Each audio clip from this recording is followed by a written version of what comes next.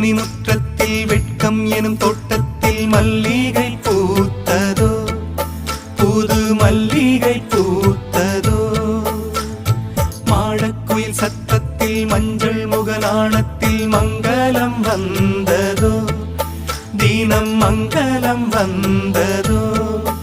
இனி எங்கள் நெஞ்ச கூடத்தில் தீப திருவிழா, எங்கள் வானில் வெளிச்சம் வீசுதே சின்ன வெண்ணிலா.